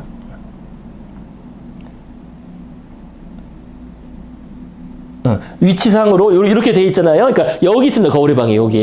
거울의 방에서 이 정면을 딱 보게 되어 있는 제일 화려한 방이 여기 있습니다. 여기 거울의 방이 여기 쭉 있고요. 그래서 요 창문 크기로 그대로 거울을 뒤에다 붙인 거예요. 여기 그렇게 보시면 됩니다. 이쪽에. 그러니까 저쪽에 정면을 보이는 거죠. 이쪽에. 그죠? 이쪽이 창이고, 요 크기 그대로 여기 그대로 거울. 이쪽에. 여기. 그죠? 여기 보이시죠? 여기 거울. 여기 거울이죠. 여기 거울이잖아요. 거울. 이렇게 된 거울.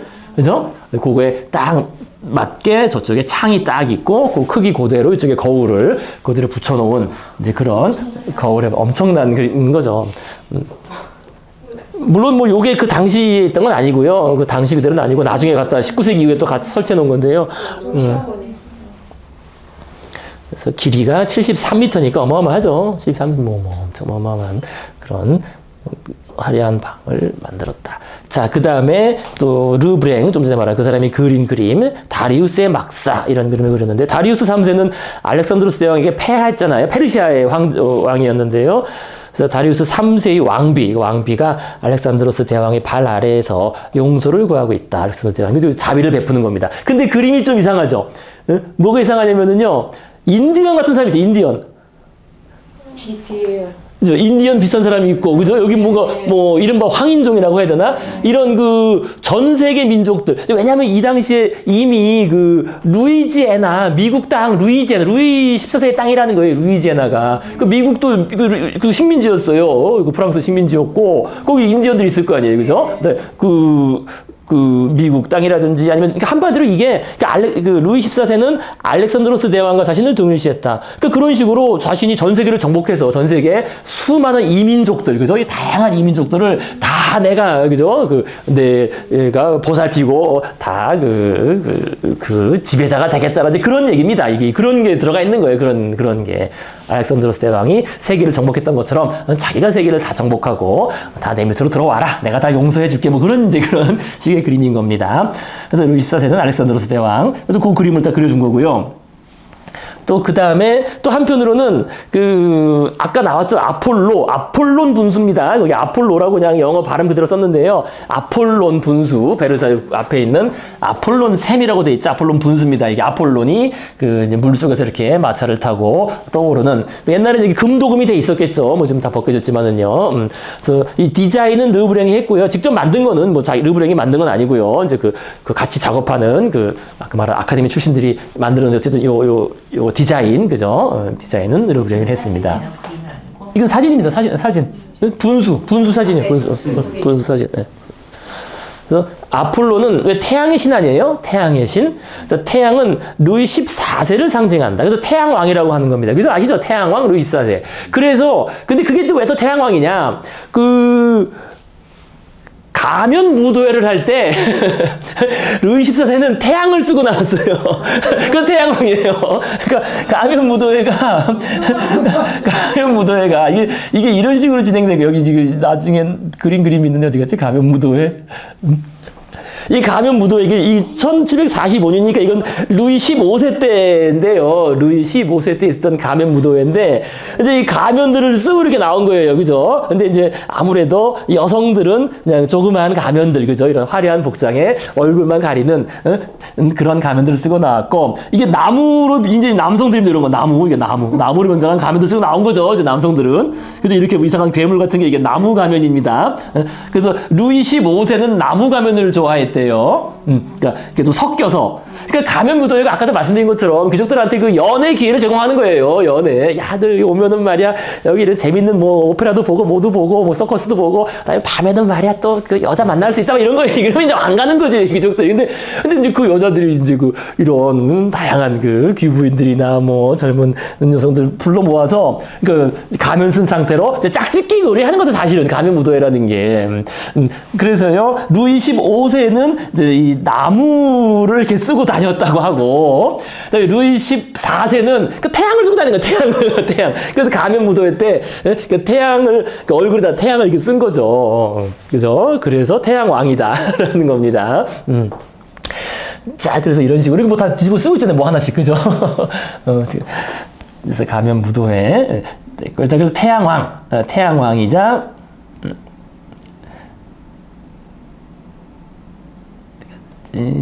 그래서 이렇게 아폴론, 그래서 아폴론을 아주 좋아했기 때문에 거울의 방에도 아폴론을 천장으로 그려놓은, 아까 거기에도 있고요. 아폴론 이런 거를 자신 이미지로 활용하는 거죠. 그죠? 지금 북한의 누구도 그런 거 활용하는 것처럼 자신의 권력을 정당화하기 위해서 자꾸 그런 식으로 합리화하는 겁니다. 태양과 같다, 그죠? 알렉산드로스다 같다, 이런 식으로. 자, 그래서 이것이 이제 궁전, 지금 현재의 그런 궁전이고요. 엄청나죠, 사실 이것도, 그죠? 여기 거울의 방이 여기에 있고, 아까도 말씀드린 것처럼 이 뒤에는 성당도 있고 다 있어요. 왕의 개인 예배당도 있고, 귀족들이 묵었던 호텔들도 있고, 다 나중에 다 지어진 겁니다. 하나하나씩. 자, 그 다음에, 요거 이제 앞에서 본 그림이죠. 좀 전에, 그죠? 앞에서 본 그림. 어마어마하죠. 그죠? 앞에서 본 그림이고, 요거는 이제 뒤쪽에서 본 그림이에요. 요쪽에서, 그죠? 그러니까 요거는 이쪽에서, 이쪽에서 요렇게 본 그림. 요렇게 본 그림이고요. 요쪽에서 앞에서 본 그림. 그죠? 앞에서 본 사진, 뒤에서 본 사진이 훨씬 더 이제 요건 조금 더 바로크적이죠. 그죠? 이게 바로크적입니다. 아주. 그죠? 아주 아름다운, 정말 대단해요. 이거 보면은요.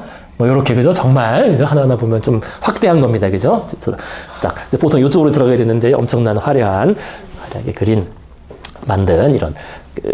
그래서 어쨌든 바로 베르사유 궁전은 고전주의와 바로크가 서로 결합된 그런 양식으로 볼 수 있겠다는 겁니다. 이런 건 또 한편 아까 말씀드린 것처럼 엄청나게 고전주의적이죠. 정확한 대칭과 비례, 그죠? 그래서 정원에 아주 깨끗하게 이렇게 정원을 만들어 놓은 대칭과 비례를 그대로 적용한.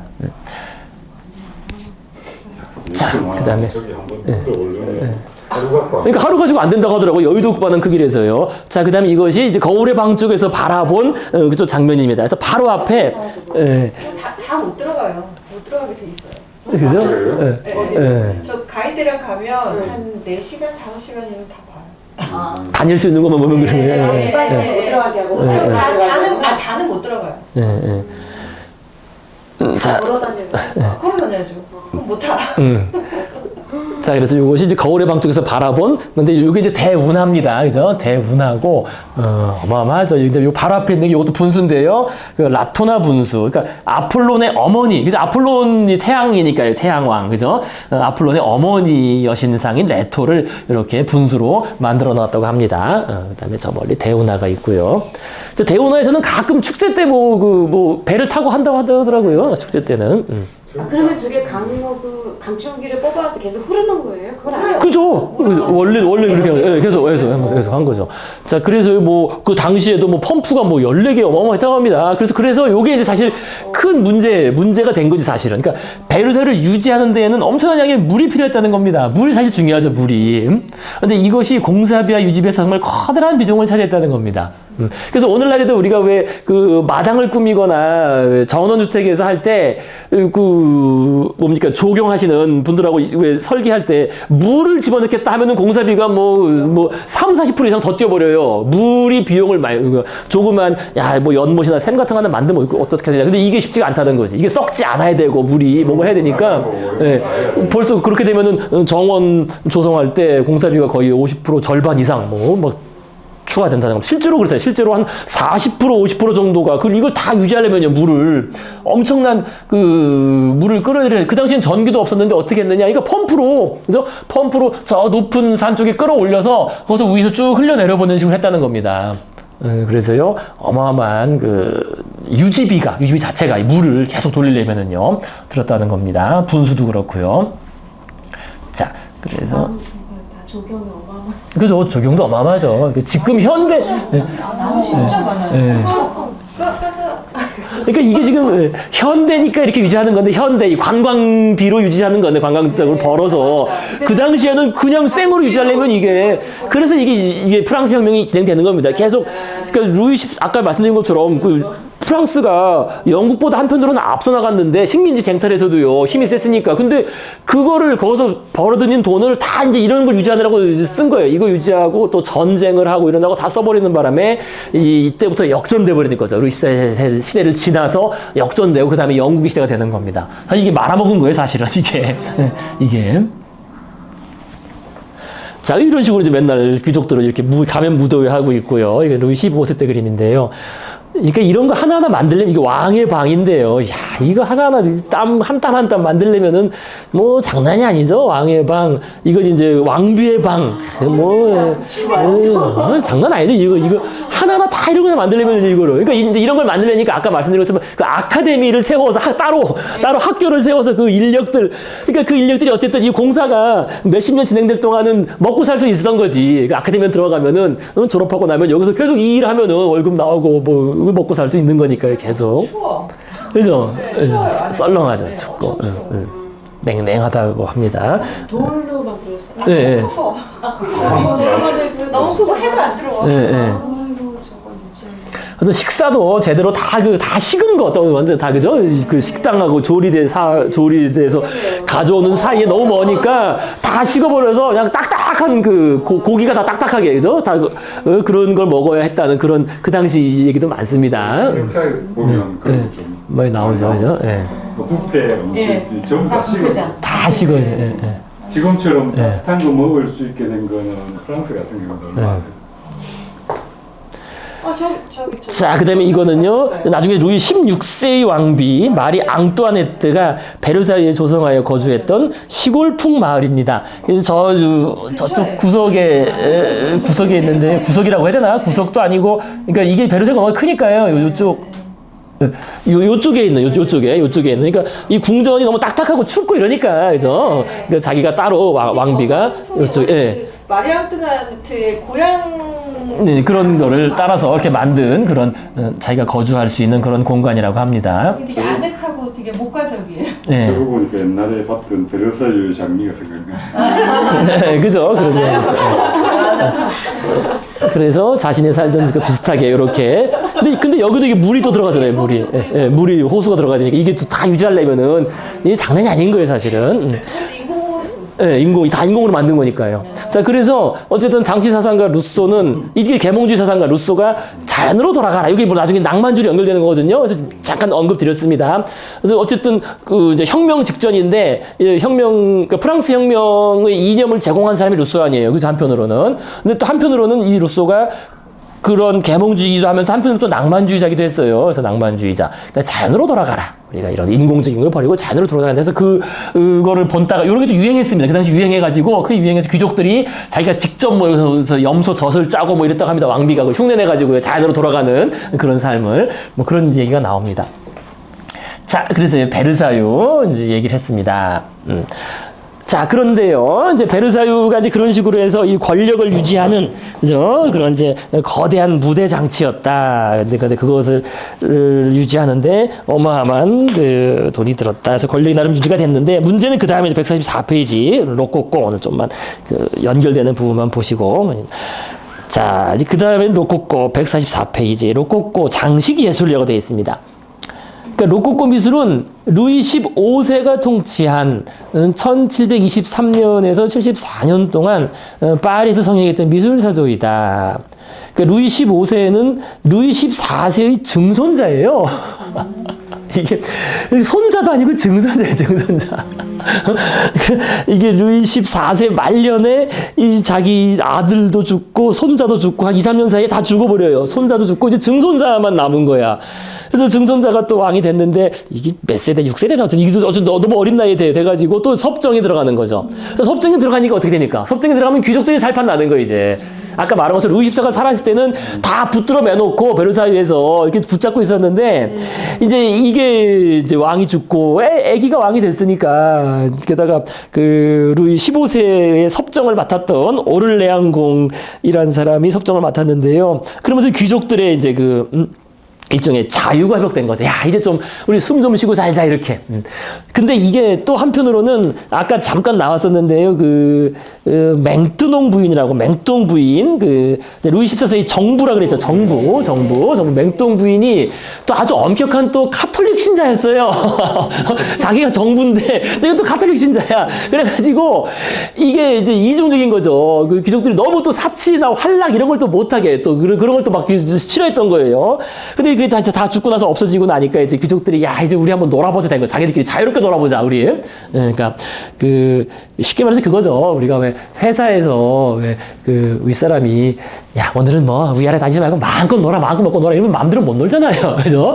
어떻게 됩니까? 그 윗사람 간 다음에 야, 우리끼리 마음대로 놀자면 엄청 재밌죠. 이게 지금 이렇게 된 거 이게 지금 그런 생각을 하면 됩니다. 그래서 루이 14세도 나름 공식적으로 엄청나게 재미있는 놀이와 이런 화려한 베르사유 궁전에서의 잔치를 벌였지만 그건 좀 피곤하고 이제 우리끼리 놀자 된 게 이게 로코코입니다. 그렇게 이해하시면 딱 맞아요.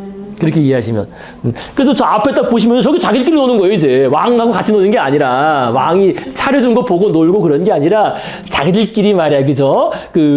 이제 배우 몇 명 불러다가 놀게 하고 뒤에서 히히낭낭 거리면서 자기들끼리 연애, 게임하는 그런 장면, 이게 로코코입니다. 이게 로코코의 사실 가장 출발점이라고 볼 수 있습니다. 그렇게 이해하시면 쉬워요. 정치사하고 바로 맞물려 있어요, 그렇게, 로코코가. 자, 계속 보시겠습니다. 그래서 로코코는 이제 루이 15세 시기죠. 루이 15세, 루이에서 루이 16세로 이어지는 프랑스 혁명 이전의 그런 양식으로 볼 수 있습니다. 그래서 1760년 무렵 프랑스에서는 이미 뒤떨어진 유행이 되었으나 독일, 오스트리아를 비롯한 중부 유럽에서는 18세기 말까지 사치스러운 궁전이나 교회를 장식하는 데 널리 활용됐다. 이것도 아까 말씀드린 변두리 현상이죠. 그죠? 그러니까 프랑스가 이제 또 그 당시 문화의 중심지가 됐고, 왜냐면 루이 14세 때문에요. 그죠? 모든 문화의 중심지, 가장 유행을 앞서가는 게 됐고, 다른 이 변방의 촌놈들, 독일, 오스트리아 이런 데서는 야, 나도 저기 가서 한번 놀아봐야 되는데 이렇게 된 겁니다. 쉽게 말해서. 그래서 이제 그쪽에서는 프랑스를 제외 제외한 지역에서는 또 프랑스의 이런 거를 선망을 해서 그걸 또 계속 따라하는 거죠. 나중까지.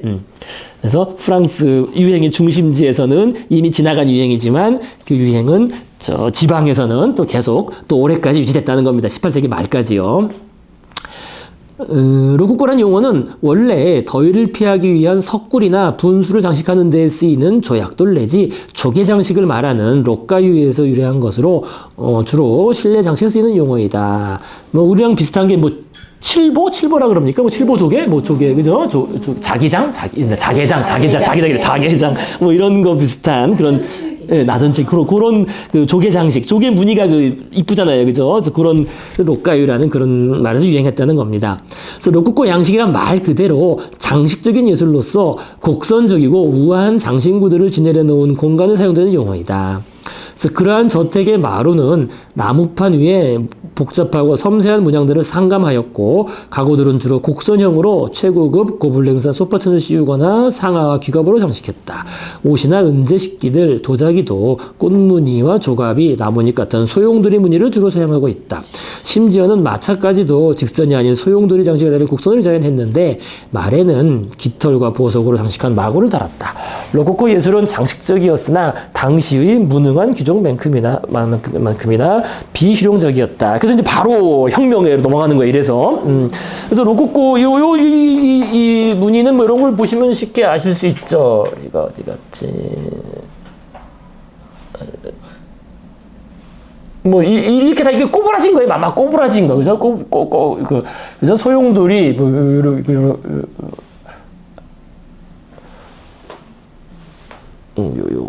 요걸 보시면 전형적인 이게 로코코입니다. 로코코 장식. 그죠? 이렇게 의자 다리도 다 이렇게 꼬았잖아요. 다 이렇게 꼬고 소용돌이에, 그죠? 이렇게 동글동글하고 이렇게 꽃무늬, 꽃 양식. 이게 전형적인 로코코 장식들입니다. 딱 보면 아시겠죠? 직관적으로. 그죠? 우리는 이제 이런 걸 오늘날 우리나라에서는 이거 뭐 앤틱이라고 하는데요. 뭐 앤틱. 이렇게 꼬불꼬불하고. 여기 로코코입니다. 여기. 딱 보면 아시겠죠? 그죠? 바로크랑 막 이게 구별이 잘 안 되죠, 그죠? 안 되죠, 잘 안 되죠. 그래서 그 예술사가 중에서는요, 로코코 같은 건 없다라고 하는 사람도 많아요. 저도 그래서 가로치고 이렇게 했습니다. 그죠? 좀 더 색채주의적인데요. 근데 또 색채는 또 바로크라고 또 화려하지 않은 것도 아니거든요.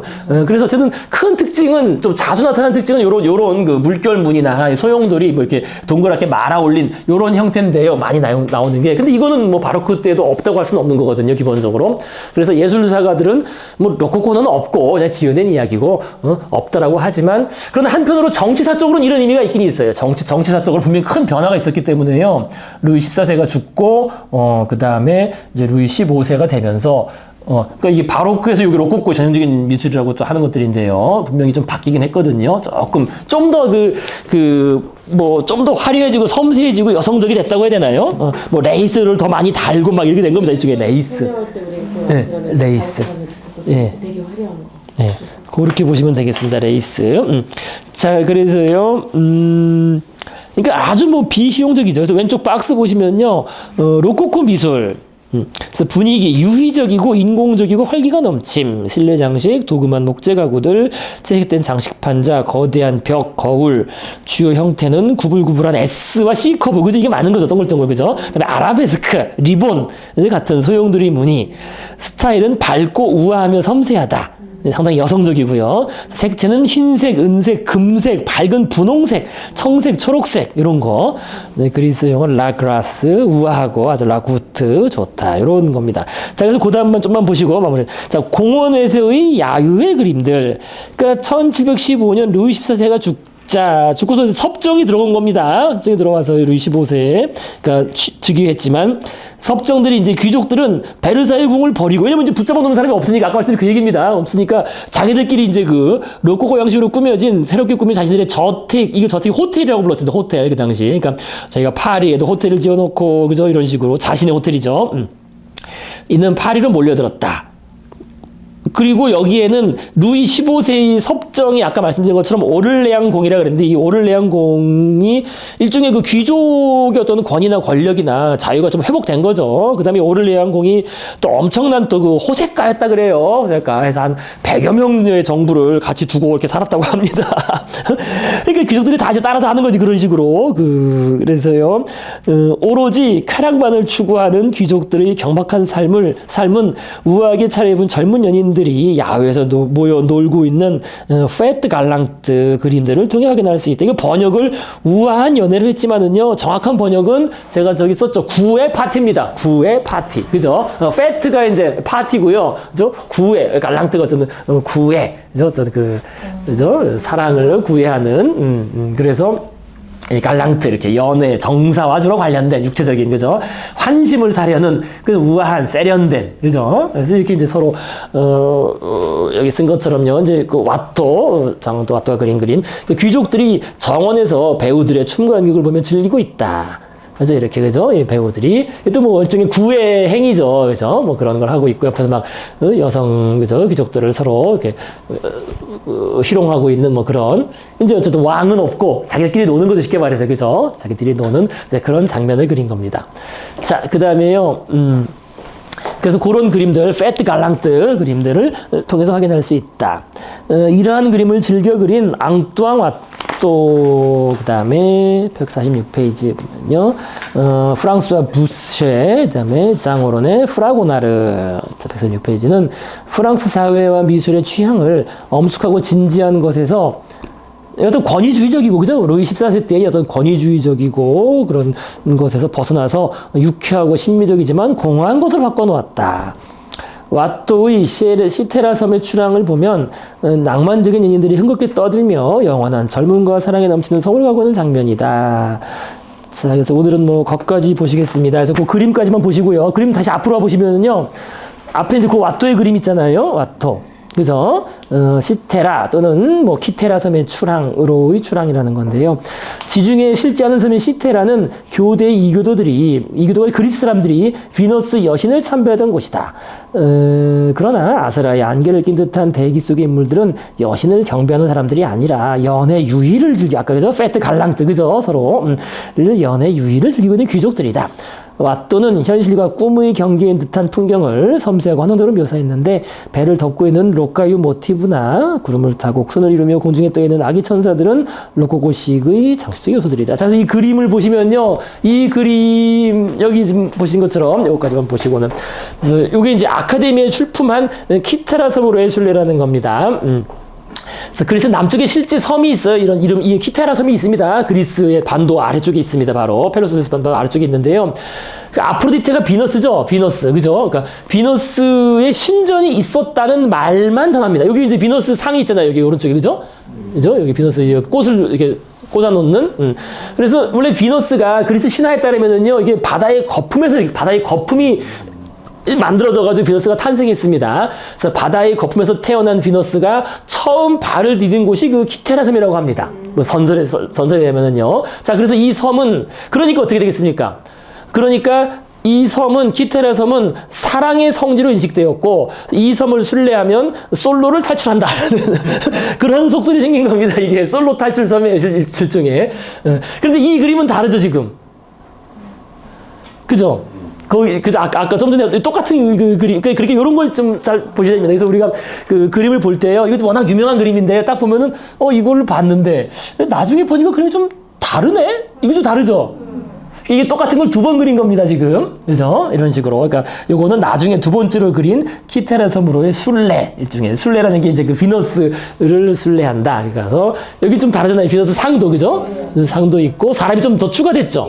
더 추가되고, 천사하고 이런 거 좀 배도 좀 명확하게 그리고요. 그래서 요 그림하고, 요 그림하고 좀 다르죠? 그죠? 다릅니다. 자, 그래서 어쨌든 이렇게.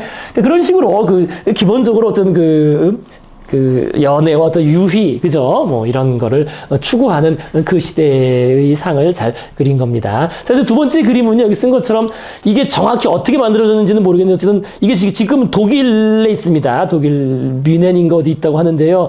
그러니까 이건 아마 프로이센 왕의 주문에 의한 작품으로 보인다. 그러니까 프로이센 왕이 이런 사람 와서 보고서 딱 보고서 아까 말씀 똑같아요. 프랑스가 문화의 중심지 아니에 와서 딱 보고서 야, 저거 좋다. 나도 하나 그려줘 해가지고 그럴까요? 해가지고 하나 더 그려준 겁니다. 돈 받고 크게 그려준 거죠. 더 상세히 그려준 거죠.